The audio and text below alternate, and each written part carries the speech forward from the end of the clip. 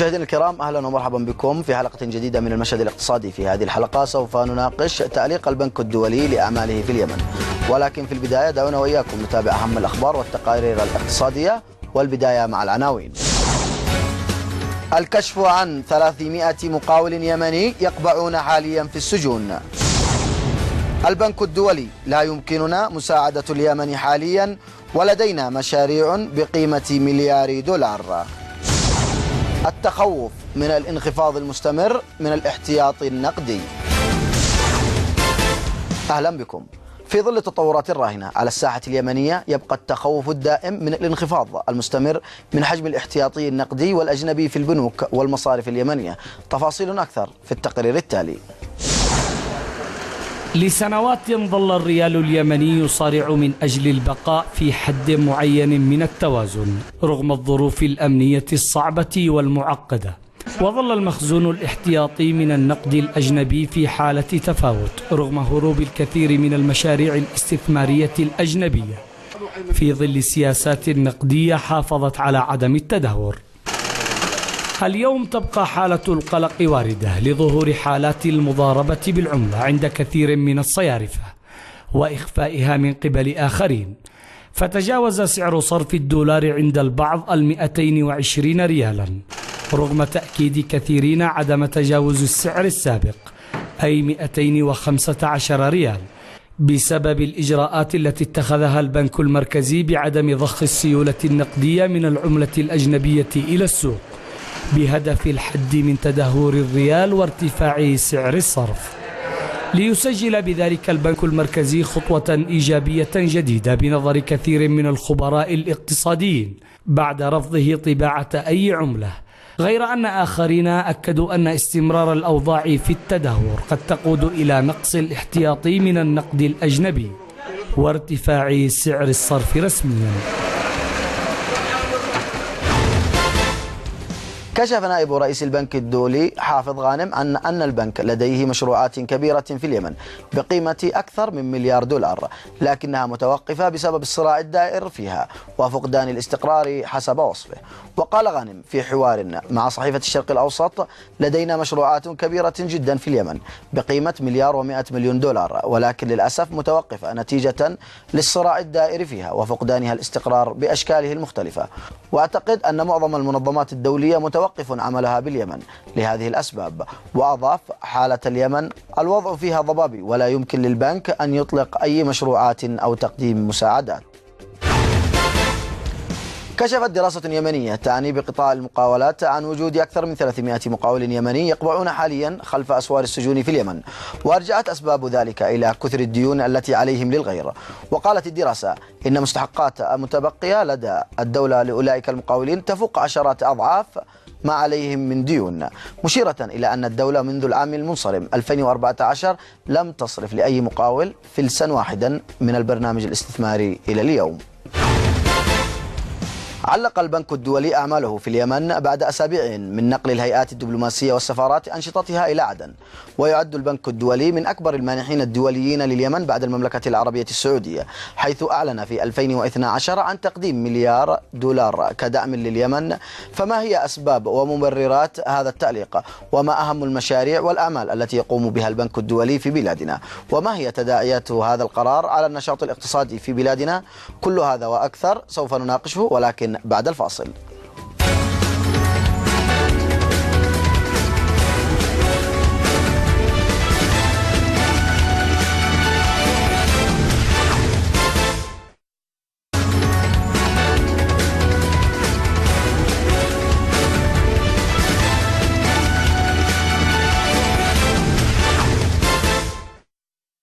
مشاهدينا الكرام، اهلا بكم من جديد. معنا الاستاذ عبد الله الخولاني الخبير الاقتصادي والصحفي. اهلا بك استاذ عبد الله. اهلا وسهلا بك. في البدايه مشاهدينا الكرام، دعونا واياكم نتابع هذا التقرير ونعود لنكمل حديثنا.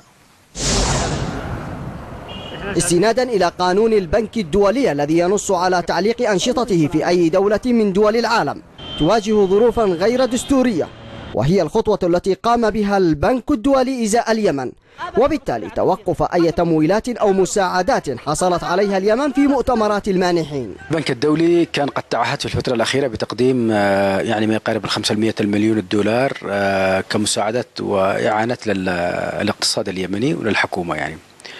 لكن حصلت مشكلة في هذه الفترة، أنه طلع تقرير عن صدور الجهاز المركزي للتخطيط يقول فيه أنه هناك تحسن في مستوى معيشة الناس وفي الدخل وإلى آخره، فقام البنك الدولي بتحويل هذه المساعدات نصفها إلى منح والآخر إلى قروض، وذي كانت مشكلة. ثم جاءت الأحداث الأخيرة هذه اللي تعصف الآن باليمن، فالبنك الدولي اضطر إلى سحب موظفينه يعني في اليمن، وبالتالي في ظل غياب الموظفين لن يكون هناك من يشرف على تقديم مثل هذه المساعدات، الأمر الذي أدى إلى توقف.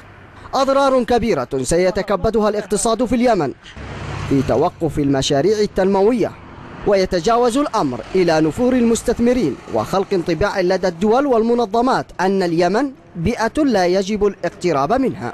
البنك الدولي عندما يكون موجود في بلد ويقدم مشاريعه، فإنه هذا يعطي مؤشر للجهات المانحة، يعطي مؤشر للمستثمرين، يعطي مؤشر للآخرين أنه هناك حالة استقرار اقتصادي، وبذات تبدأ تتدفق المساعدات، تتدفق المنح، والمعروف أن اليمن طبعا عايشة على المساعدات والمنح خاصة في السنوات الأخيرة.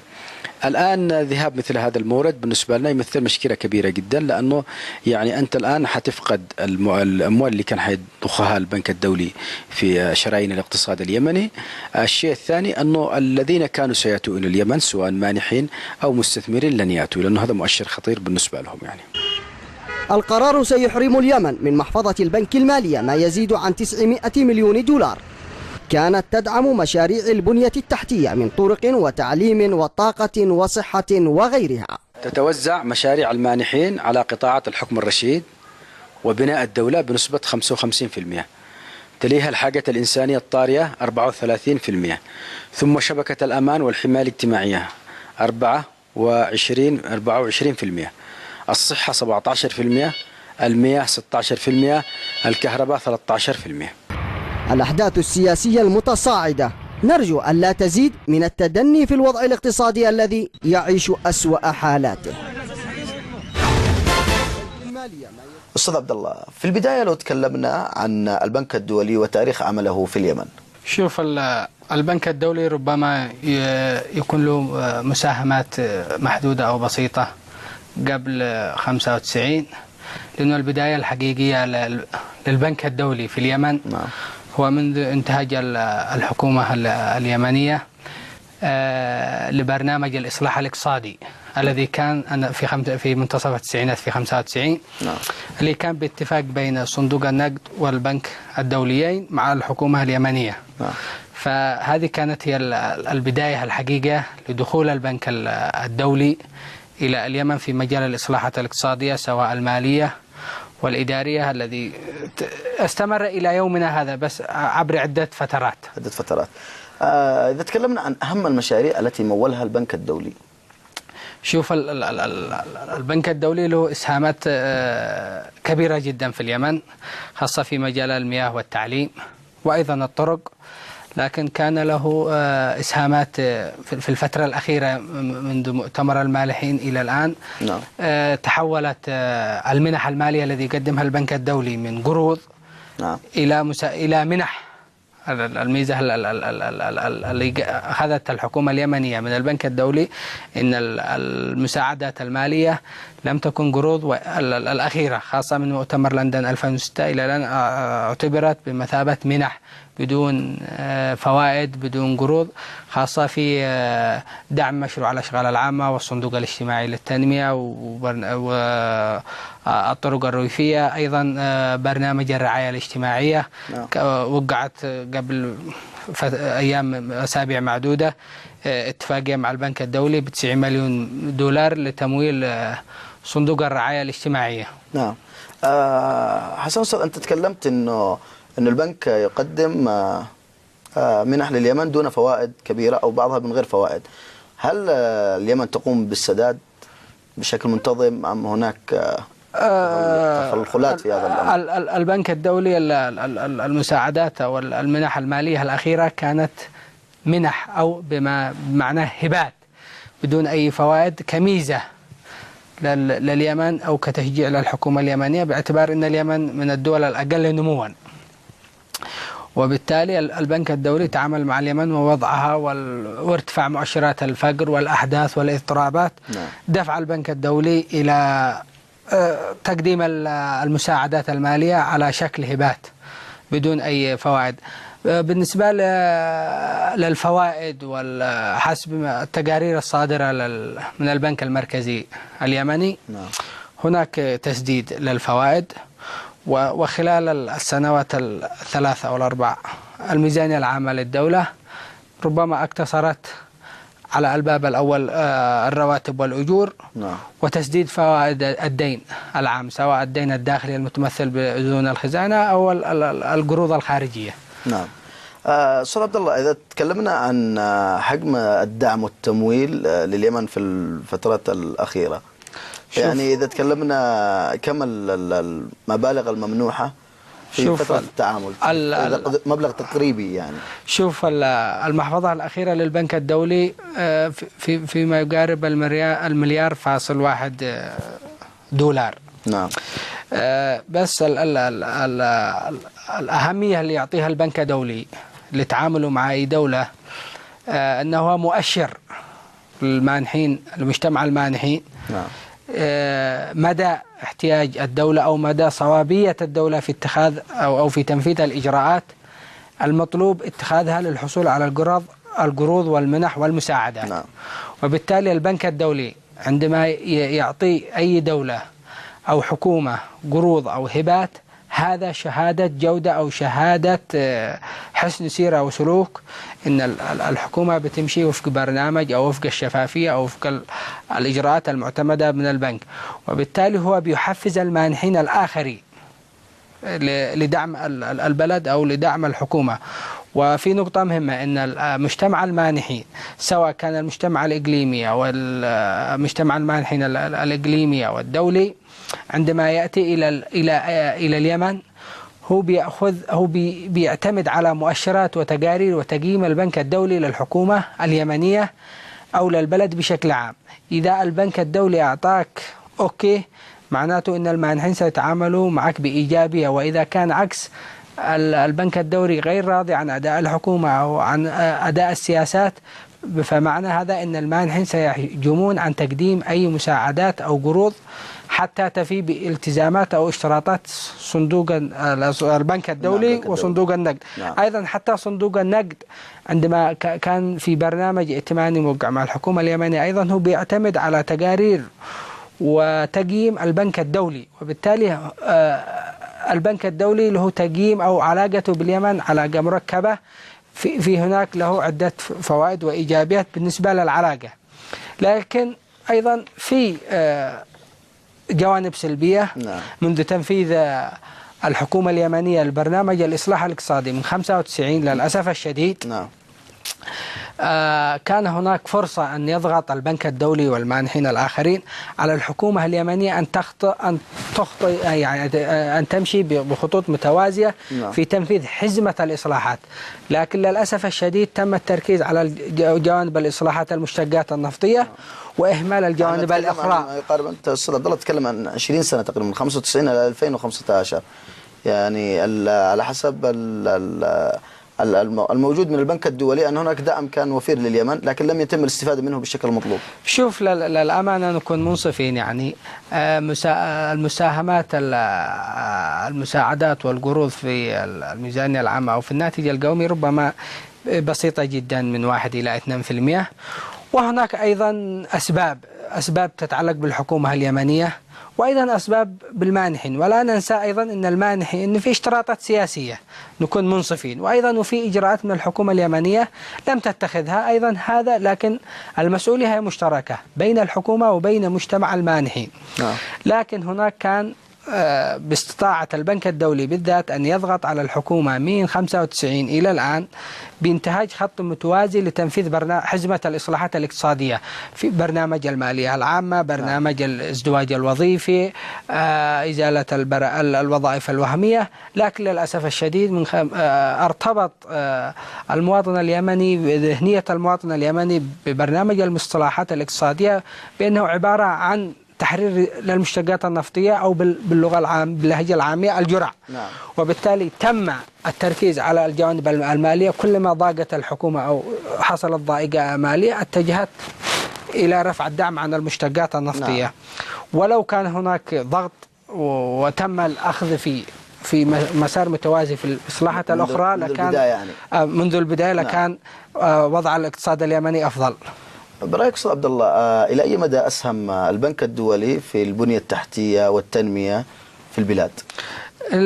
يعني البنك الدولي له إسهامات إيجابية في اليمن. نعم. في قطاع المياه، في قطاع التعليم، في إنشاء المدارس، أيضا في الطرق، في قطاع الصحة. له إسهامات يعني كبيرة وملموسة وموجودة على الأرض، يعني ولها نتائج إيجابية على المجتمع خاصة في المناطق النائية.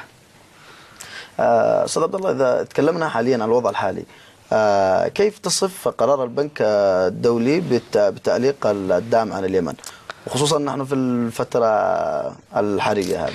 شوف، هناك تبعات سلبية. نعم. لقرار تعليق البنك أنشطته في اليمن. سيعطي مؤشر سلبي للمانحين الآخرين أيضا. نعم. الذين سيحذون حذو البنك، باعتبار أن البنك هو العنوان لنشاط المانحين في اليمن، وبالتالي فهناك مانحين آخرين سيتخذون، أتوقع أنهم سيتخذون خطوات نفس خطوات البنك الدولي. البنك الدولي وضع مبررات أنه الوضع مضطرب، هذا صحيح، وأنه لا يوجد حكومة، هذا صحيح.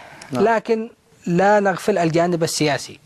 الدول المساهمة في البنك الدولي سواء أمريكا أو غيرها أيضا تضغط على البنك، مثل ما حصل في 2011. أو يعني أنه الوضع إذا استقر الوضع أنه من أدوات الضغط على الفرقاء السياسيين، أنه إذا أنتم تريدون الحصول على مساعدة الآخرين لابد أن يكون هناك استقرار سياسي. يعني هل هناك بعض الاقتصاديون يعتقدون، ربما ما تكلمت فيه، أن البنك الدولي أخذ كورقة ضغط على اليمن في ظل الأوضاع الاقتصادية المتأزمة؟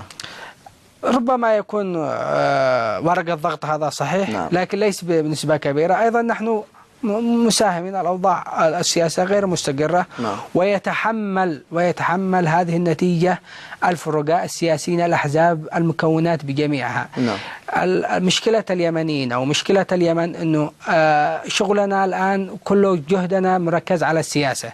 لو تم إهمال السياسة لبعض الوقت وتم تركيز على الوضع الاقتصادي لما وصلنا إلى ما وصلنا عليه. وللأسف الشديد بنفس المنوال بنفس الوتيرة الأمور لا زالت مركزة على الجهد السياسي، والجهد السياسي دائما سيلقى الفشل إذا لم يكن مقرون بجهد اقتصادي. المواطن البسيط لا يفهم في نظام الكوتا، المواطن البسيط يبحث عن لقمة عيش، يبحث عن فرصة عمل، يبحث عن عيش كريم، يبحث عن أمن واستقرار.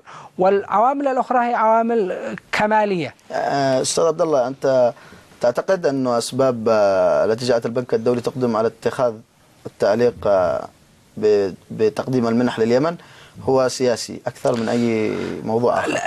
لنكون منصفين، الواقع في اضطراب، في وضع سياسي غير مستقر. نعم. لا يوجد هناك حكومة. هذه أيضا حجج يطرحها البنك لأنه يريد إطار قانوني يتم التعامل معه، والإطار القانوني في الوقت الحالي غير موجود. أيضا يعني في نفس الوقت لا يمكننا نتجاهل العامل السياسي اللي بتتحكم به دول من أجل الضغط على السياسيين وعلى اللاعبين في المشهد في اليمن، أنه إذا أردتم الحصول على مساعدات ومشاريع للبنية التحتية عليكم أن تتوافقوا وأن تحققوا استقرار. لكن للأسف الشديد اللاعبين والفرقاء السياسيين يتحملون المسؤولية الكاملة عن الوضع الاقتصادي المدهور الذي لا يلقى بال للسياسيين الذين أوصلوا المواطن إلى حالة حرجة وإلى حالة الموت السريري. حسن أستاذ عبد الله، البنك الدولي يقول أن أسباب تعليق الدعم هو لأسباب أمنية، أما البعض الآخر أو بعض الخبراء الاقتصاديين يقولون أنها أسباب سياسية. ما تعليقك؟ نكرر نفس الكلام ونفس النقطة. هناك عدم استقرار، هذا صحيح. نعم.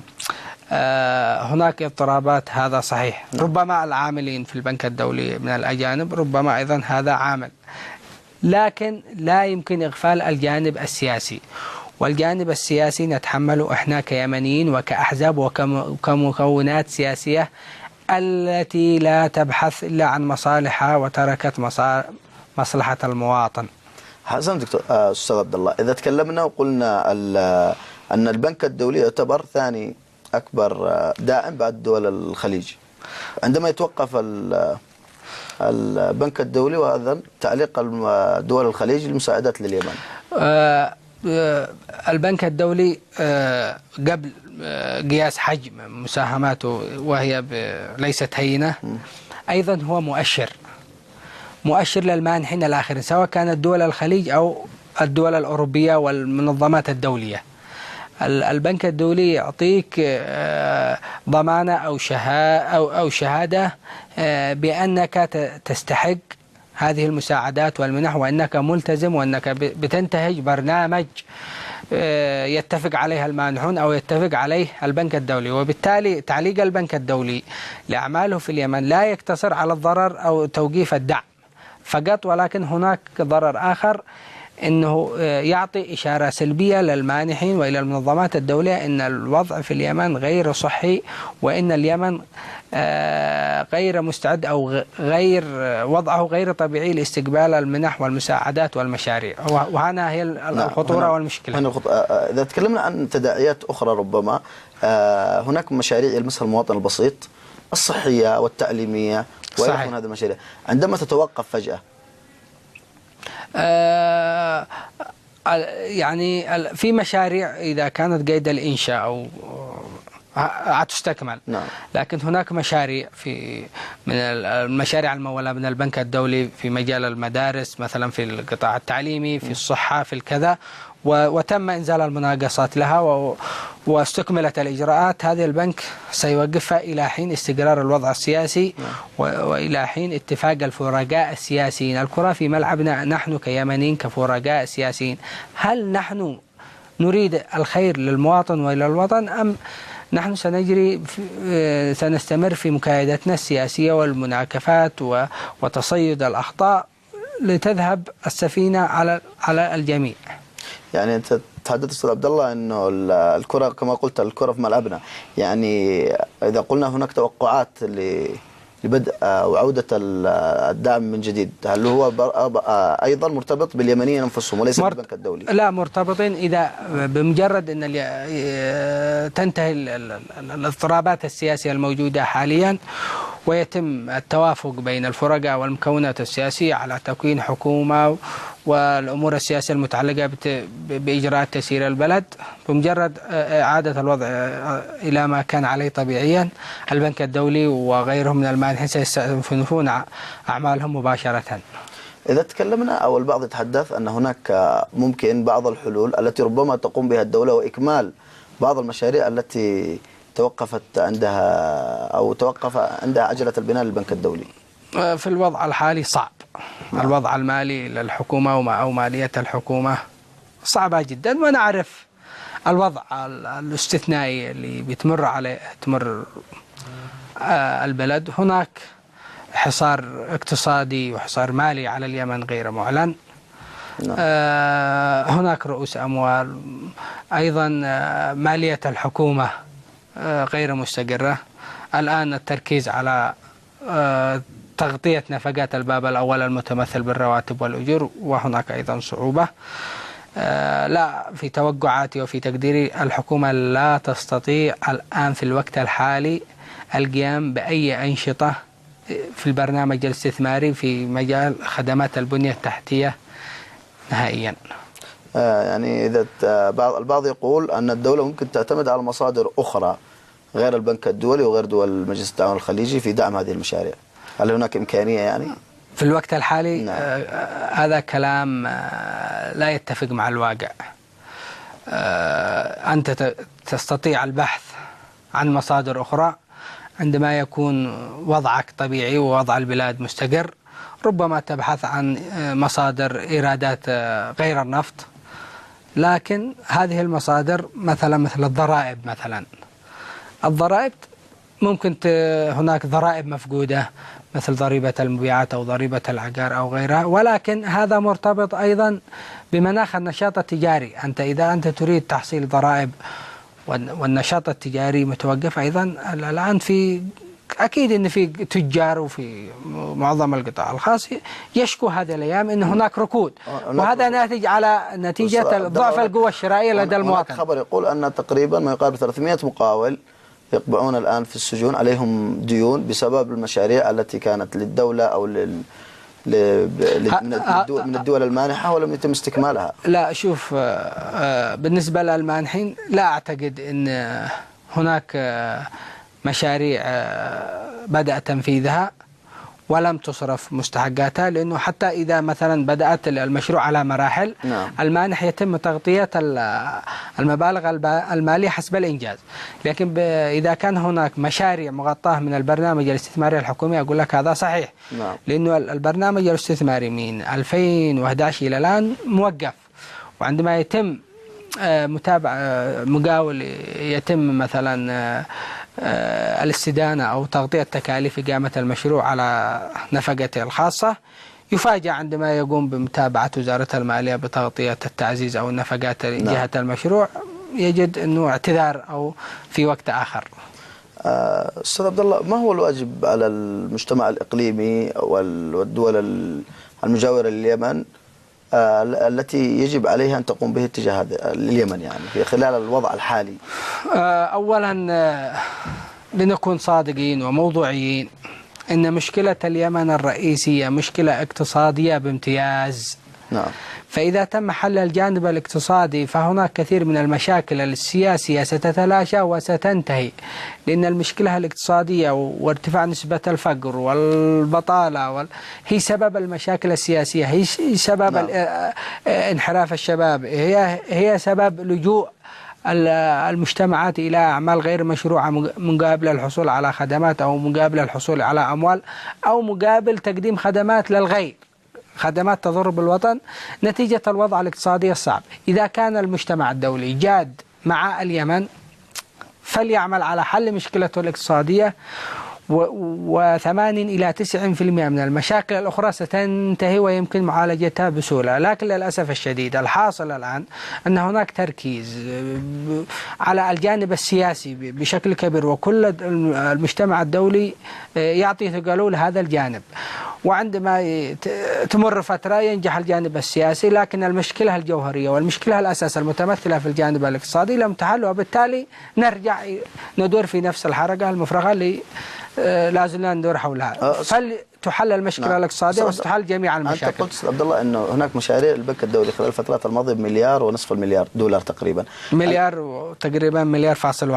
الآن هناك تصريح من نائب رئيس البنك الدولي حافظ غانم يقول أن البنك لديه مشروعات كبيرة في اليمن ومتوقفة بقيمة 1.1 مليار دولار. صحيح، هذه المشاريع الآن هي محفظة البنك في اليمن الآن.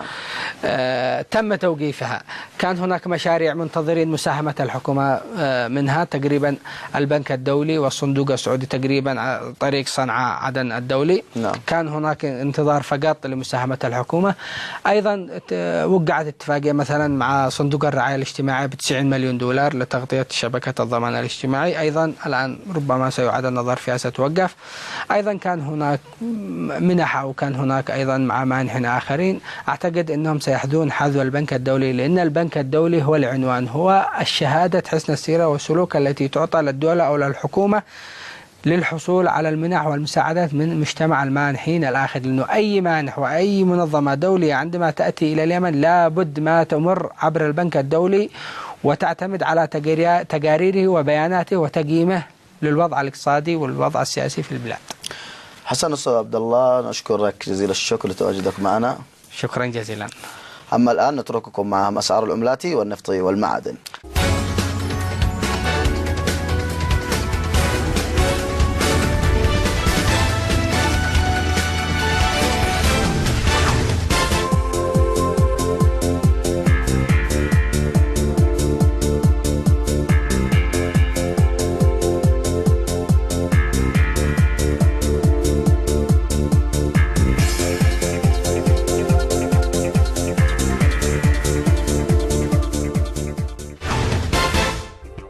إلى هنا مشاهدينا ينتهي مشهدنا لهذا الأسبوع، نلقاكم الأسبوع المقبل، إلى اللقاء.